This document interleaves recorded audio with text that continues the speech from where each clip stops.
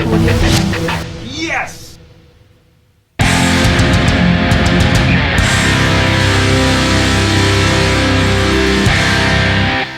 Hey guys, what's going on? Welcome to another year of the top 10 films of the year. It's 2015. We did this last year. It was just me, Cobbster, and Cody. But this year, we're including Mr. Ace. Mr. Ace. He has earned his place in the intern. He's got paper. He doesn't have a phone. He has paper. He's got a jug of water, and we're pretty ready to go, guys. So welcome. I mean, shit. This is a whole year. 2015 was a pretty incredible year. I thought last year was really hard to make these lists. This year was really hard. It was a great year in film. And a lot of fun stuff, a lot of disappointments, but you know what, at the same time, there was a lot of movies that we had expectations to that fulfilled it, and it was a lot of fun. So the way we're going to do is we're going to do 10 through 6 real quickly, each of us. We'll discuss it for a minute or so afterwards, and then we're really going to get into it with our 5, 2, 1. Yes. Okay. And so let's kick it off. Let's start off with the newbie. Ace, why don't you get into it? Cool. Tell us your 10 through 6. Alright, before I start, let me just say real quick that this is our top 10. So if your guys' favorite movies aren't on the list, don't be offended, don't get mad. And we haven't seen every single film of 2015. We've seen our fair share, and we may not think these are the best films of 2015, but they're our favorites. And so they're very subjective. Yeah, these are our top 10. And so these are what we feel. We don't want you to be offended. We can still get offended at each other. Absolutely. There's going to be some. There's going to be a blood. So Ace, there's going to be a lot of offensive. Go ahead, get into it. Alright, my list is going to be super freaking weird. So let's start things off. Kicking things off at number 10, I have the 8th film of Quentin Tarantino, The Hateful Eight. This movie was definitely one of the most beautiful movies of the year. It was done in 70mm, and the experience of the movie was like a 3-hour experience, but it was super well done. Samuel L. Jackson gives one of the best performances I've seen in forever. And another character that I really liked, an actor that I liked, was Walton Goggins. He delivered an amazing performance. Tarantino did a well-done, beautifully shot movie. And at number 9, I got a movie that probably no one here is going to have on their list because it's an indie movie. And it's called KUMIKO, the Treasure Hunter. You'd be surprised. The Girl from the Pacific Rim. Yeah, this movie is it's an indie movie, and it's about a Japanese girl who's kind of an outsider, and she feels very out of place, and she's convinced that she's a treasure hunter. So she watches a movie, she watches Fargo, and she sets out, and she's convinced that Steve Buscemi, the money that he buried in Fargo, is actually still buried there in Fargo in the snow. And she heads over there, and it's a crazy, weird, trippy, odd adventure that I completely loved. And at number 8, I have my funniest movie of the year, a movie that made me laugh out loud, and I know that JT loved quite a bit. It's What We Do in the Shadows. This is a New Zealand movie. It was done by Jermaine Clement and Taika Waititi. And if you're, I'm a huge fan of Flight of the Conchords, so if you're a fan of Flight of the Conchords, you would appreciate this movie. It's about vampires who live in a house, and they're all kind of roommates, and they're all vampires from different eras, and they have to deal with modern life. And it's freaking hilarious. There's funny moments in the movie. It's weird, it's bloody, it's gory, but it's a hilarious freaking movie. And at number 7, I have, obviously I'm an anime guy, so I'm going to have an anime movie on my list. Of course. And it's called When Marnie Was There. No, this one is, it's about a young girl who's, again, another outsider. She's very introverted, she feels out of place, and she's sent away to a small town. And when she's there, she goes to an abandoned house that was there for a long time, and she develops a relationship with a ghost. And this one's a very mysterious, odd, different movie. It's done by Studio Ghibli, which is a legendary Japanese anime studio. Ghibli, yeah. These are the guys. Yeah. Whoa. I mean, there's different pronunciations. And this one is, it's an interesting movie. It's thought-provoking. And it just really got me. It's really well done anime. So number 6 is a movie that I know these guys are gonna. We'll see. Number 6, a movie I just saw, The Revenant. This one is by Alejandro González Iñárritu. Nice. Good job, sir. I'm a huge promoter for anything Latino, bro. Like I'm a huge promoter for Latino directors, Latino actors. So I'm a huge fan of Alejandro, and I think he's a master filmmaker. I think this movie was one of the most beautiful movies I've ever seen. It was freaking well shot. Every shot in this movie was like a painting. It was like a work of art in itself. Leonardo DiCaprio gives one of the best physical performances I've ever seen. And this is just a well done, gripping, intense movie that I enjoyed. And Cool. that is my 10 through 6. Wow, Nicely done. very, Wow. very diverse. Yeah. Yeah, I Very like some of those. in-depth, Some of those I haven't seen, obviously, Yeah, but very well done. Good Yeah. job, sir. Yeah. I like the whole thing about Fargo being part of that movie. I've seen the trailer for that, and I saw Steve Buscemi, but I didn't know that was like part of that. Really makes me interested to see it now. Yeah, that sounds Yeah. interesting. Is it a foreign film or no? No, it's Just a, indie film? it's a small indie film. Okay. Awesome. Yeah. It's, it was a Sundance, popular Sundance. It won some Sundance awards. Yeah. So Cool. it's Cool. an Very interesting meta. movie for sure. Alright. It's weird. It's Yeah. freaking weird, but it's I enjoyed it. So, Cool, man. All right, I like it. Yeah. Good job, Thank you, man. Cody. Want me to go? Yeah, All right, it's here your we go. 10 through 6, pal. Here we go. Number 10 is The Hateful Eight. It's also number 10. It's Okay. basically it's another great Tarantino time. Tarantino time. I just Tarantino called that. TT. Tarantino time. Yes. Great characters, awesome plot. I really enjoyed it.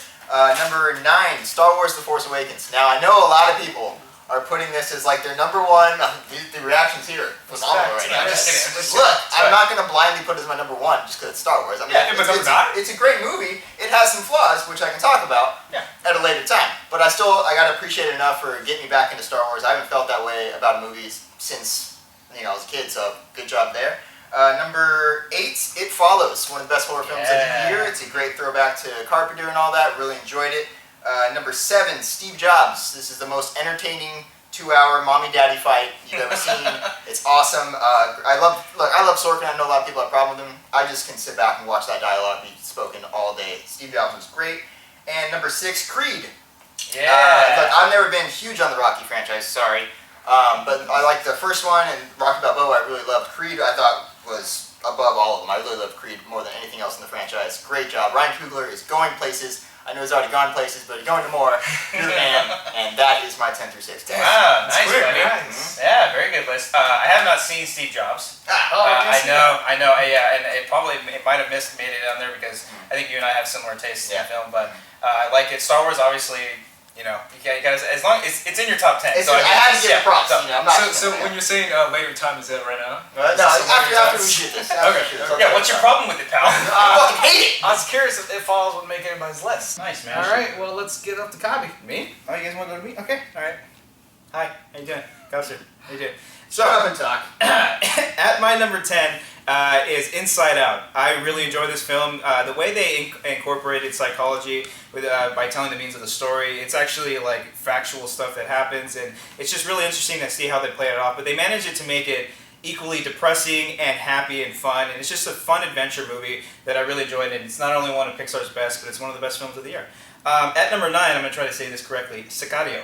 Yeah. Yeah, just for Ace right there. I love Sicario. I'm going to go back to saying it regular. Dennis, how do you say it? Sicario. No, how do you say the director's name? Dennis. He's French, bro. Denny V, god damn it. I'm a big fan of this director. I loved Prisoners and I loved Enemy, and I think this is just another step up for him. While I thought Emily Blunt wasn't what I wanted her to be in this film, Benicio del Toro definitely steals this movie. It's very intense. It's building up the entire film, and once the build-up actually pays off, it pays off very well. At number 8 is the only horror film that I have on this list, and it is not It Follows, it is The Visit. This was by far my favorite horror film of the entire year. It might be because Shyamalan's coming back, and it's equally funny as it is scary, but damn, this movie terrified me. It's so much fun. I didn't see what was coming, and I'm just glad that he's somewhat back. I just hope that Shyamalan can do it again. At number 7 is The Big Short. I really enjoyed this film. There were 2 films this year that were about exploiting things that we didn't really know about. There was one, Spotlight, and The Big Short. It was a toss-up between those 2, but The Big Short for me had better performances. It was funny. I was actually iffy on the editing and the way this movie was shot at the start, but once I kind of got used to it, I sort of realized that they were playing into it. There's a fly in my mouth. They were sort of playing into that of how they were making fun of the way the economy was going around this time and the housing crisis. And it's just a lot of fun. I mean, Ryan Gosling is incredible. Christian Bale is amazing in this film. And I loved it. It's a lot of fun, and it's a thrill ride. And it's what you said, you have to pay attention to almost everything that's going on. No bathroom break. Nothing. Put your phone away and you watch it. It's a lot of fun. And at number 6 is Me and Earl and the Dying Girl. I really, really enjoyed this film. It's very small. It's a very hipster film. It's almost like it feels like a Wes Anderson film at times. It definitely has. It's very sad. It's very depressing, but at the same time, it holds that bit of weight of happiness and joy that I think you can go about and watch, because the main character, the way he interacts with Olivia Cook, I think her name is. I think so. Their interaction between each other and their friendship and the way it grows is so beautiful and so great to see, and it's just the arc between all of them is really incredible. Great writing, and John Bernthal is amazing in this film, and I cannot wait to see him in more. So that's my number 6. So yeah, cool, man. Wow, that's one I actually have to check out. I didn't see it's great. It's yeah, really, really I wanted good. to see it. I never saw it. I saw Dope was coming out similar. Yeah. I saw those back to back. You saw Dope too?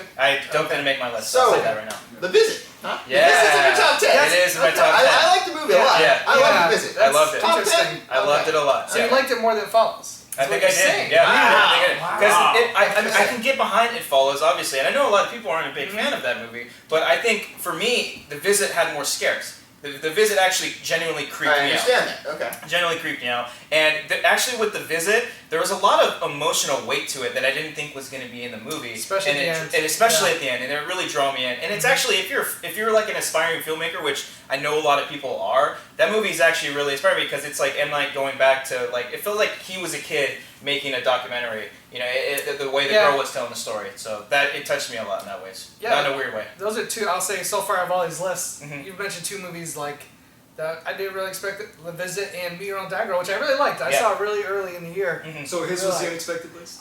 Yours, I mean, the one with, I've heard about yours that. is unexpected, no, but for sure. The Treasure Hunter Girl, like, I've heard a lot of good things about that movie. I'm not surprised.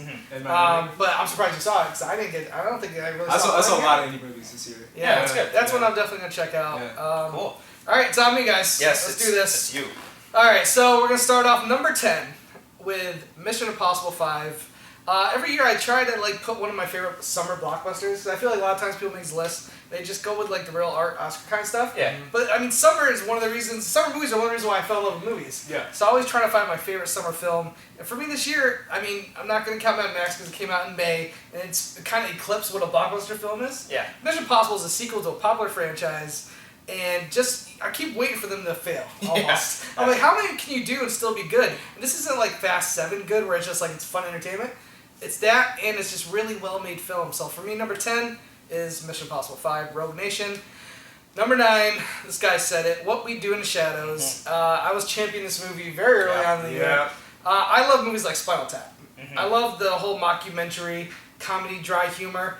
And this movie is almost, it's Spinal Tap vampires. That's what it is. Pretty much. But it's so genius because the way they have each character represent a different like time period and different representation of Dracula, it's so good. I've been quoting that movie. Listen, we're werewolves, not swearwolves. It's one of the best lines of the year, absolutely, hands down. There's so many good lines in there. Number 8, I am going to go with The Revenant. One of the most easily, I mean, say what I will about all these films, it's probably the most beautiful film of the whole year. Cinematography is amazing. You really feel like you're back in that time. And it's kind of reminding me of like Last of the Mohicans. As I'm watching this movie, it reminded me of all these movies I grew up loving where it really took you back to that time period. Yeah. And again, I think Leo and Tom Hardy do great. I think Leo definitely has a chance at the Oscar this year. And I think it's not because his performance is the best. It is great. I think it's kind of a weak year for like best supporting actor. Not supporting, sorry, lead actor. Lead actor. Yeah. Lead actor. So I do think he has a good chance, and I think you guys should check it out. It's totally different than Birdman. Quick. Say the director's name for me. Inarritu. There you go. It's close enough. Close enough? Yeah, that's good. That's good. So yeah, that was my number 8. My number 7 is going to go to Straight Outta Compton. Ah, wow. Yeah. I don't know if this is going to make your guys' list. Maybe because I'm a little older than you guys, and I grew up with this music. He's 47 years old. I'm 47. I was the manager. Paul Giamatti played me. I can see that. Yeah. I just love this movie. Growing up with that music and seeing like these little things where like he meets Snoop Dogg and they start working on nothing but G thing. And also it does have great acting. Like I said, Paul Giamatti. And I can't remember the guy's name, but the guy who came out as Eazy-E. Oh yeah, fantastic. I think he should get nominated for Best Supporting Actor. I love this movie. It had so much energy. It was the only time in the movie theater where I felt like it was at a concert. So it was great. That's my number 7. My number 6 is Ex Machina. I thought this was a great movie. I tweeted it earlier today. Like it feels like a prequel to Blade Runner. It's like could be the beginning of that whole thing. The whole reason it's a very small movie. It all takes place almost in like one location in this house. But it really is like the mood he could set with not only the music but cinematography.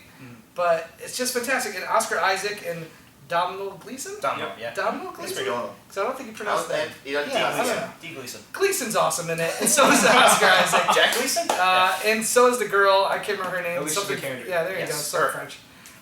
Fantastic all around. This is one of those movies I revisited it because I saw it so early in the year. I just need to refresh my memory. And after revisiting it, Yes.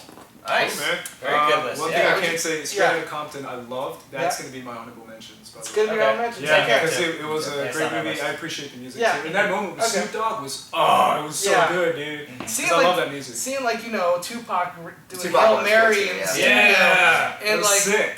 I really when they spoiler for real life, but Easy's character Yeah. gets AIDS and he It's very dies. emotional. In the Yeah. scene, I felt Yeah. emotional. I was Oh, like, oh yeah. my god, when he's told that news. Yeah. It's And one of the best scenes in the What We Do in year. the Shadows, man. That didn't make my list either. I really wanted that to be Yeah. mine too. I really wanted Yeah. to. When you told me about it, it was just up there. It's such Probably number 11 or 12 in there. So Yeah, good. I love that Mission movie. Impossible Great 5, I don't know if it's going to make your guys' list. Won't make the list, but I definitely would agree that it's probably the best summer blockbuster. I mean, Mad Max aside, probably. Yeah. But I agree with you too, in how they can keep doing these sequels, and they almost seem like they're getting better. Getting better, I mean, it's crazy. I only consider the Mission Impossible 2 to be the weakest one of the Yeah, franchise. I agree. But even still, I think it's still something to watch. But the fact that they're going in the fifth film, going strong, it's amazing. I mean, Tom Cruise can almost So do no good. wrong right now. I mean, just keep doing Mission Impossible movies, Tom. 'Cause Exactly. You're awesome in them.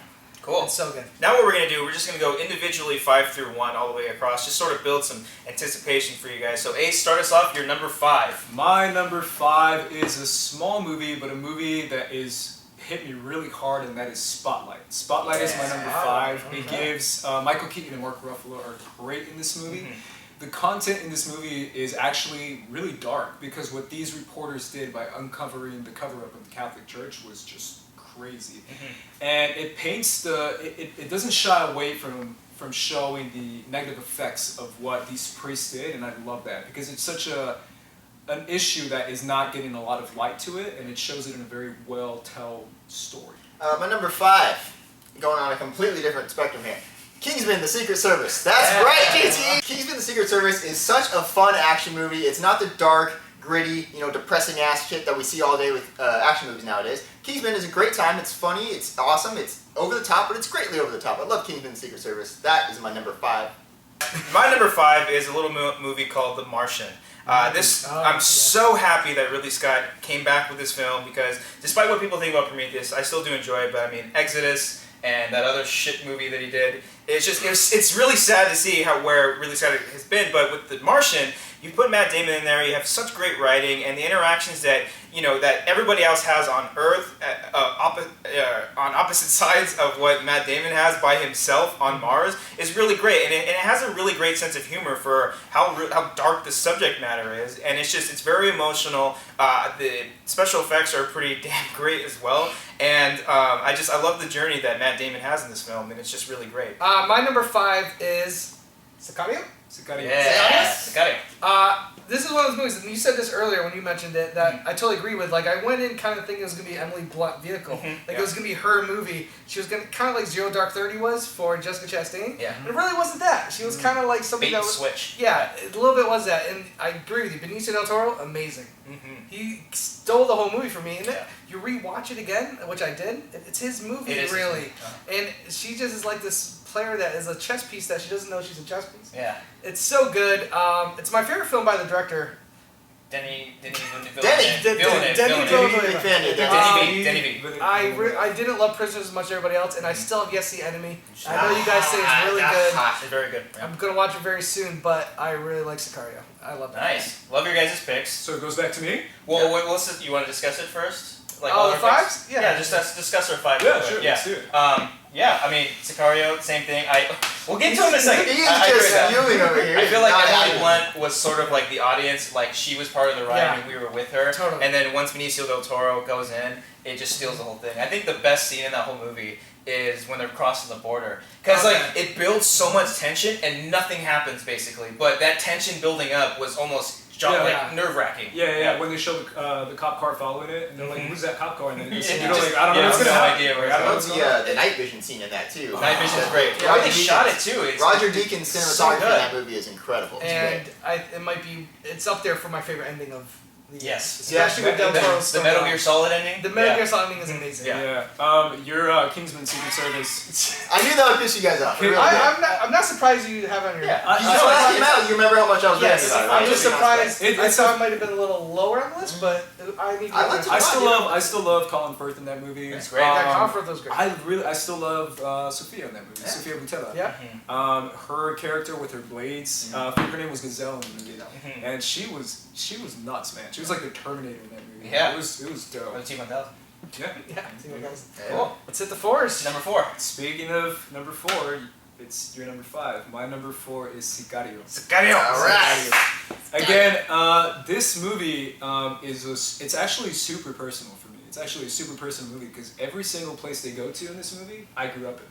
So, because I grew up in border towns. My dad actually worked in Juarez. Juarez was like my second home.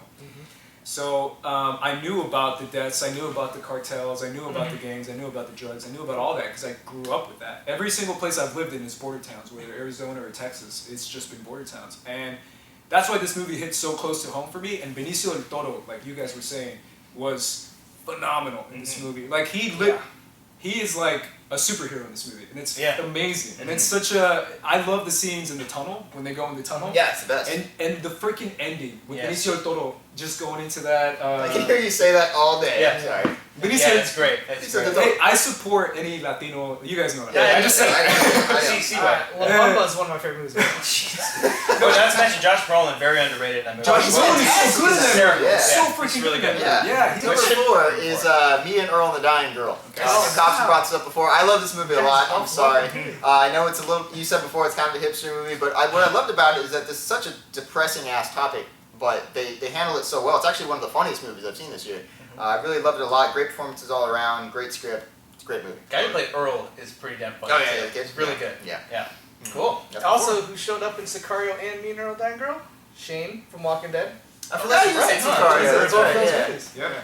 Alright, cool. Yeah, number 4. Now number 4 is Tarantino time. Yeah. The Hateful Eight. Wow. Yeah, I really enjoyed this film. What's funny is that the first time seeing it, I was just kind of like, okay, yeah, that was fine. The more I thought about it and the more I really just processed the film, I loved it even more.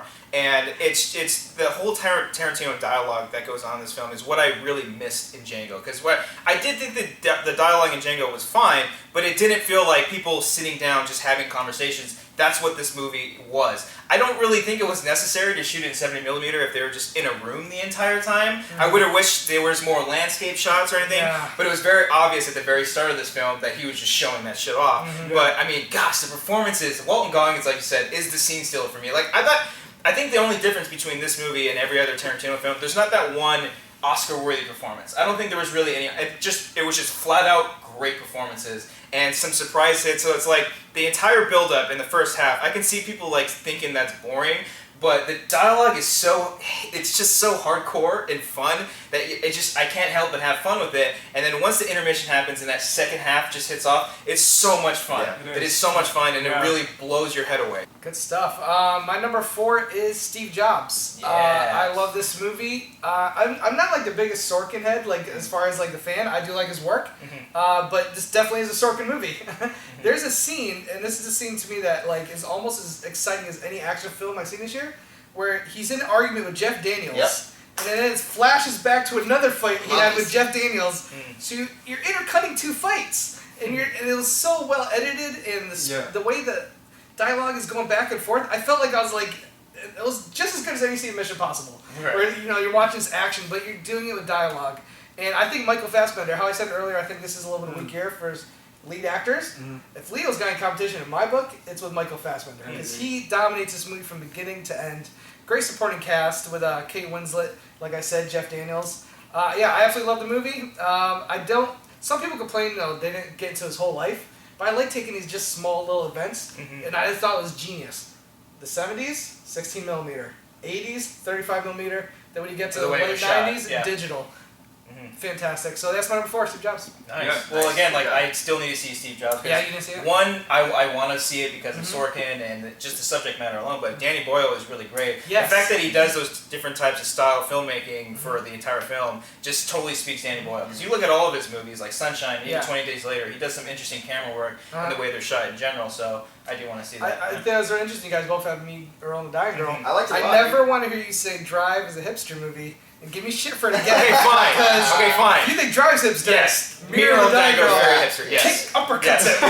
Yes. Hipsterness. Okay, fine. But Mirror of the Dying Girl's better. So yeah, Sicario. Yeah, Right, Sicario. Yeah, I'm glad that made it in there as well. Yeah, I mean, again, man, it's a movie that is super friggin' personal to me because I grew up in those areas. I grew up in every single border town around Texas, and then that's like me. That's why I don't have Spotlight because it was very personal to me. Same thing for The Martian. I was just Wow, that's Just dark. Wow. Just It's kidding. really dark. Don't worry about that. Don't worry about that. No, I was gonna say Hateful Eight. Yeah. Samuel L. Jackson, dude. He's great. He really is. His comedy though in that movie. Oh, it's amazing. It's hilarious. The whole thing with Lincoln's letter. It's that's a hysterical. great bit. It's so Oh, funny. my God. Yeah. Yeah. And Kurt Russell came. I mean, obviously Kurt Russell's Kurt Russell, but he wasn't necessarily who I thought he was going to be. But the funny thing about this movie is that there's really like no good guys. They're all really bad people. Yeah, they're all bad people. There's not really anybody you can root for. You hate them all. You hate them all. You really do. Oh, I get it. The hateful. Oh my God. Yes. My number 3 is pretty much everyone's number 1 that I'm seeing so far, and it's I love this movie, but it's Star Wars. Star Wars: The Force Awakens is my number 3. All Not my right. number 1. I'm a huge, massive fan of Star Wars, but I came out of this movie and I said it was fun, but it had a lot of flaws. Like you said, Yeah. It had a lot of flaws in the movie. I rewatched it again and I freaking loved it even more because I didn't have that freaking tension that I was questioning every single thing that I saw on screen. Like, I don't know how I feel about that. I'm not sure about that, but like seeing it again made me feel better, and then seeing it again and again and again because I saw it 4 times. But Star Wars to me, the new characters that J.J. Abrams had to like restart the Star Wars franchise, and I think he did an amazing job with that. And then Daisy Ridley as Rey was great, John Boyega was great, Oscar Isaac was great. All the new characters came in and they came into play, and it was just a really, really good movie. Nice. Good job, man. Number 3. Nice. Cody? My number 3 is a movie I don't think any of you guys have seen yet. I know I've been telling you guys to all see this, but you still haven't seen it. It's an independent movie called Spring. I've used this analogy all the time. It's basically, if Guillermo del Toro and Richard Linklater had a baby, this would be that movie because it's like a horror, romance, coming of age, thriller, one of those. Shot over 12 years. Yeah, exactly. It's a great time. It really hit me just emotionally and some personally stuff, and it's personally stuff. That was great, Cody. Anyway, Spring is great. Check it out, please. Don't watch the trailer though. Go into as blind as you possibly can. It's a great romance film. It's awesome. My number 3 is one that was already mentioned for someone else's number 3, and that is Star Wars: The Force Awakens. Going equally with you there. Look, for me, it's like the opposite effect of the Phantom Menace. Whereas Phantom Menace, you saw the first time, you're like, okay, yeah, that's good. And then the more and more you watch it, you're like, shit, this isn't really that good. Whereas the first time, we were expecting so much of this film that it was somewhat disappointing in the sense it was like they're kind of doing the same thing over and over. But the more and more you watch it, you forget all that and you just watch it and you have fun with it. It's really fun time to be a Star Wars fan. 6 times. I've seen it 6 times, so it's he pretty knows what he's clear. talking about. I know what I'm talking about. All right, guys. Well, in that same vein, let's go with my number 3 choice, Room. Great movie. Yes. Brie Larson, for me, hands down, has the Oscar. Planted. And I don't know if that little kid can get nominated because if he's not, there's a crime. Probably the best debut I've seen from a child actor since, I guess, Haley Joel Osment. But this kid's even younger. Yeah. And I don't know if maybe he's just, when you're getting that young, they're just easier to make act because they don't know any better. But maybe they just threw him in a room. Maybe he's just a and didn't great know what was director. going on. Maybe like Yeah, director. But I love the movie. It's one of the most emotional, gut-wrenching films. And also, like I said with Steve Jobs, there's a sequence in the room that is just, your blood pressure's up to like 100. Yeah. And the way the director does it with the sound, the music, and just the shot composition is absolutely beautiful. In the movie, I don't want to ruin what happens in it, but there's things that happen in the last act that just hit me right here. Room. number 3. And I didn't think you had a heart. Yeah. Room's a great choice. Excellent choice. Star Wars. Yeah. Spring, you definitely need to check out Spring. Please do. I'm telling you, Yes. you will thank me for it. It's a very interesting film. You gotta see it. Surprised that Star Wars is number 3? Or No. did you think it was going to be number 1? I'm proud of you guys. I thought you guys would be number 1. I mean, I tossed it around for sure. Yeah, in the spring, I did check out the trailer after. I did. Because I believe you named it number 1 on the horror. On Horror Flicks, yeah. Which you guys should check out and It's a subscribe great to on podcast. iTunes. Yeah. So I saw the trailer. It looked interesting. Yeah. It is a horror film. Definitely looked like a horror film. Ish. So I'm curious what other layers are to it that maybe I'm not seeing in the trailer.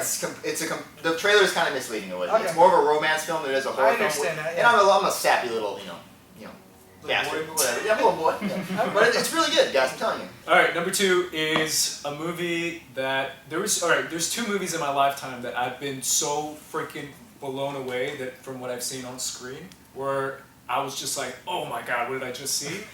And that was The Dark Knight and this movie. And this movie is Mad Max Fury Road. I almost forgot about that. Yeah. Mad Max Fury Road is one of the most beautiful movies of the year. It's a amazing freaking action movie. It gives one of the best performances by Charlize Theron as Furiosa. I even like Tom Hardy's performance as Mad Max. I think because everyone's like, he doesn't say anything.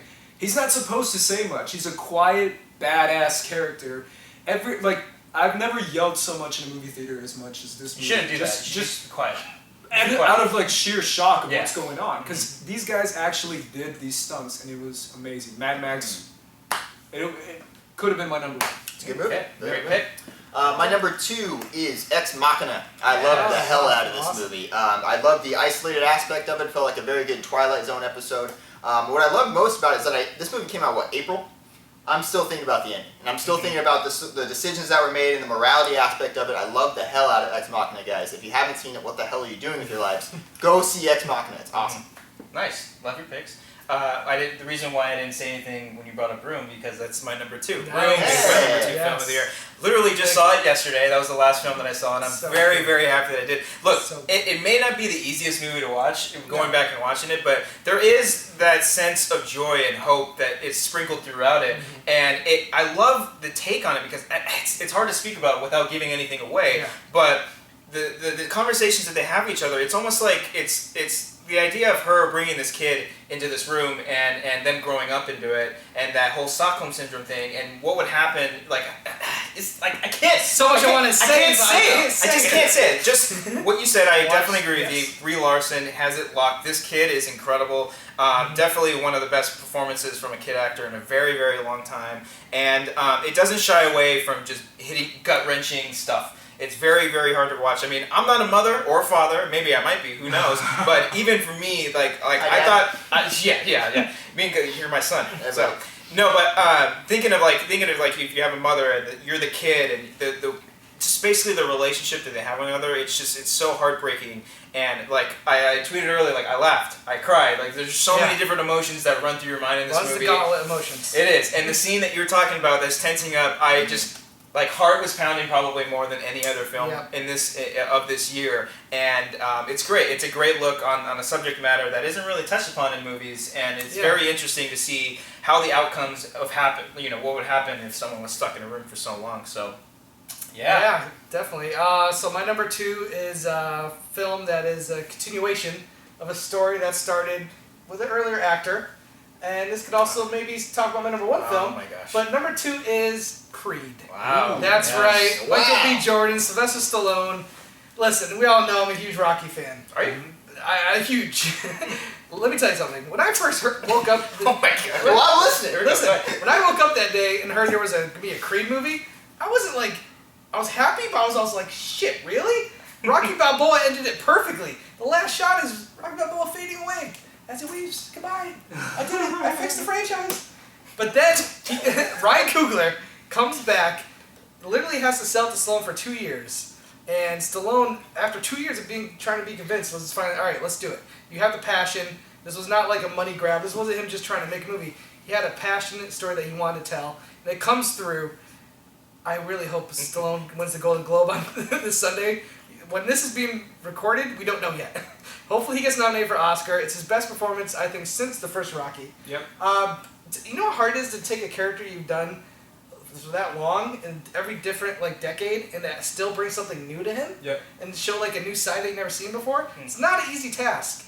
And the last fight is just so good. Really good. Yeah. It's just so good, guys. Creed, listen, no big secret for me. I love it. It's one of the best movies of the year. And I can't tell you, like, I was really worried that I wasn't going to get, like, praised a lot. And I might be like, oh, I just love it because it's Creed. It's one of the best movies of the year. It's great. It's not It's even, incredible. like, a joke. Yeah. So, I couldn't be happier about it. All right, buddy. I think we're going out to Number one. Alright, so, Number one. Ace, break it down, brother. Alright, my number one movie of the year. I walked into the theater expecting great things out of this movie. Okay. And I was like, this is what I want to see, and I walked out saying, it exceeded my expectations. And my number one movie of the year is Creed. Oh, he was right. Is Oh, my number one movie of the year. This Kiss movie- ass. No. Just kidding, I'm Here's kidding. my thing. It's a great film. A lot of people say, no, JT is a huge fan of the Rocky franchise. And a lot of people don't know that I grew up with Rocky as well. I grew up with Sylvester Stallone as well. My dad is a huge Rocky fan. And that's why it has such an emotional connection to myself personally. Because I remember watching Rocky with my dad, and we would watch it together all the time. I've seen Rocky so many times, all the Rockies, and we would watch it together. And my dad and I, we both appreciated the movies and the way Sylvester Stallone told these stories, and Michael B. Jordan gives an amazing performance. Even Tessa Thompson, a lot of people aren't talking about Tessa Thompson. So I thought great. she was great in the So movie. good. She was great. Yeah. Sylvester Stallone comes back in this movie, and he's better than ever. This Ryan Coogler is a filmmaker, like you said, as aspiring filmmakers, he's a filmmaker that I look up to. He's, I think he's 29 or 30 years old. He's a young guy, and he reset a fire in the Rocky franchise in a way that we haven't seen before. It's my favorite. It's my favorite Rocky movie. He basically made for stage and said, all right, you can do this, you can do this, you can do this. He goes, I want to take this goodwill that I've earned and make my dream project. Yeah. And I think that's what really made the movie successful. No, that's essentially what it was. It's like that one put him on the map and almost granted him to do, I mean, maybe not whatever he wanted, but it obviously pushed it forward, and he obviously had a great idea for the story. I mean, for me, my dad grew up as a big Rocky fan, but I only watched him because of you. Like, that's the only reason. Yeah. I do think Tessa Thompson's great. I just don't think her character was used or utilized as much as, I mean, it's the Rocky formula. You feel like you gotta have some sort of love interest in there, but it's nothing too much to take away from the film. No, I think Adrian was a more realized character. Right. The music was terrible, but it's fine. To be fair, Adrian had a lot of movies to be built up. It was fun. It was just a movie that I felt every single moment of the movie. Yeah. And I loved it. I rewatched it to make sure, and favorite movie of the year. Yep. All right. Good pick, buddy. Cody, number one. Now, There we go. you calm down, I'm buddy. curious. Just relax over there. Okay. So people go to the movies for some people go for amazement. They want to be, caught up in the craziness going on. Me, I go for emotions. Okay. I want to feel things when I watch a movie. Okay. And to me, no movie was filled with so many different emotions than Room. Room is the best movie of 2015, Yes. guys. Nice. I can't love tell the you. Room. You have no idea how hard it was for me to not talk about it while you guys are talking about it. Anyway, I can't tell you how many times I cried in this movie. I'm a 23-year-old man. I will gladly admit that. Oh, man. Man, I shaved today. I believe it or not. I did. No, that's good. Anyway, but dude, I cried in this movie for so many different reasons. It's emotional. It's the little definition of emotional roller coaster. It gets you in so many different places. I want to talk about it more in depth, but we can't because you guys, if you haven't seen it yet, it literally spoils everything. Do not watch the trailer if you can. Please do not. Great pick, though, dude. Thank you. My number one. Don't get mad. None of you get mad. None of us get mad. Jurassic World. No, I'm just I kidding. was about to say, You fucking thought I went there. I almost applauded you right now. Did you? No, I love Jurassic World I did too. despite all its flaws. Yeah. Maybe I didn't love it. I enjoyed it. I love But my number one has been brought up before already, and for me, science fiction is one of my favorite genres ever. But when you isolate it and you make it as small as you can be without it blowing in your face science fiction, this is exactly what that movie was, and that was Ex Machina. Nice. I mean, it's a subject matter that I think needs to be touched upon more, and when you bring in artificial intelligence into it, it's very complicated to do because you can make it cliche and do all these different things that we've seen so many times, and while this movie does do that, it spins it on its head with great writing, great acting. I mean, there's not a whole lot of actors in this film, which adds that much more flavor to it, and there's one conversation that almost sold it for me, and it was a conversation where Oscar Isaac basically says, AI is going to be looking back on us like how we look at dinosaurs and how they're fossils and that whole thing. Not to mention his dance scene. I mean, that's the best scene. Come on, I will be on record. It's so out of nowhere. That is the best scene of any movie in 2015. Yes. I will also be on record saying, I told GT in the car, best scene of 2015 by far. Oh yeah, it's by far. It's because it comes out of nowhere and you're like, this is amazing. Yeah. This is so good. Incredible. It almost feels like a love letter to Stanley Kubrick at times too. Great direction, great acting, just like science fiction smart, like smart science fiction, like actual science fiction. And for me, that's the best film of 2015, or at least it's my favorite film. Well, number one, speaking of movies that you wouldn't change a single frame of, I mean, come on, guys. I wonder what it would be. I wonder. Mad Max. That's my boy. To me, this is a landmark film. Yes. It is a movie that people look back at Jurassic Park, they look back at Terminator 2 as just pure examples of their genre. I think Mad Max Fury Road is like The Matrix in ways that every other action film from here on out will try to copy it. They'll look at it as a thing of inspiration.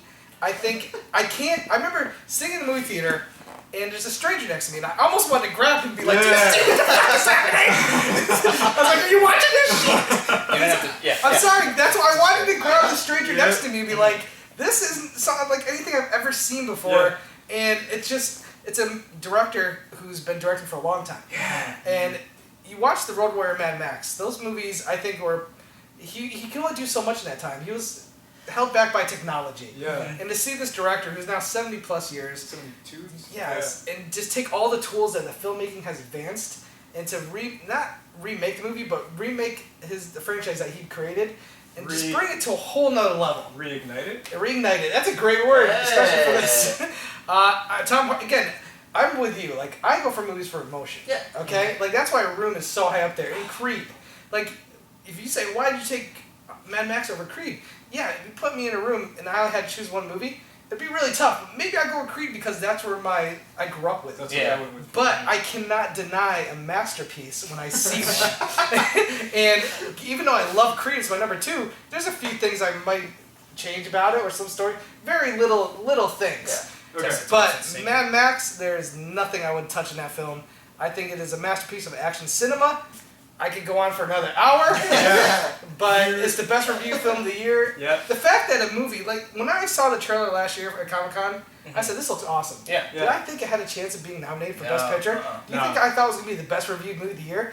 No. There's a reason why, people. Because it transcends its genre. It's that good. Well, guys, thank you so much for watching. That was our top 10 list. B-Team's top 10 list. I don't know what that was, but that's the signature. Do us a favor, subscribe to this channel. Leave us a comment down below of all your guys' top 10 lists, because we want to hear your guys'. These are obviously very diverse. Some hits, like some are all really cool. You can yell at me. No, try not to yell too much. You can yell, it's fine. Fuck off. We don't care. There are lists, so if you want to get mad, get mad, bro. All caps. Who's a fucking idiot? Just a big middle finger. Again, thank you guys for driving all the way out here and shooting this thing. Thanks to Jake. Thank you, Jake. Yes, thanks for joining the camera. I'm not gonna add that feed. That's fine. Cody, tell people where they can find you. You can find me on Twitter at @TheRealCodyHall. You can find me on Twitter at SquadLeaderAce. At Schmoes JTE. And you guys can find me at Cobbster15. JT does a really cool podcast, JT Movie Things. Ace, you need to get on a show, man. You need to get something going. I'm actually starting up an anime thing. So it'll be all anime, so it'll be fun. Cody, what do you do? I do some horror show. With some idiot called Horror Flicks. It's good. It's fun, right? Subscribe to that. Yeah, subscribe to that. Yeah. And then you guys, Jake, you're at Jake Damon 24. Jake Damon 24. Follow him. Great. Big thanks for you, pal. I love you. No problem. Thank you guys. This was fun. I had a lot of fun. Till next year, man. Until next year, unless we're all dead. The set will be back with the new plane. Yes, the plane is in there. Peace. Hey guys, how you doing? Did you enjoy this video? I don't really know what it was, but hey, you watched it and I hope you enjoyed it. But do us a favor, if you want to click on me, you can subscribe to this channel. If you want to check out some other stuff, like some fun stuff, maybe like a B-Team short right down over there, or hey, maybe one of the podcasts like Horror Flicks, a show that I do, or JT Movie Things, or even the Top 10 show. Do that down there. Or some behind the scenes stuff where I make Jake do some very awful things. But yeah, I'm gonna sit here in awkward silence while this video plays out.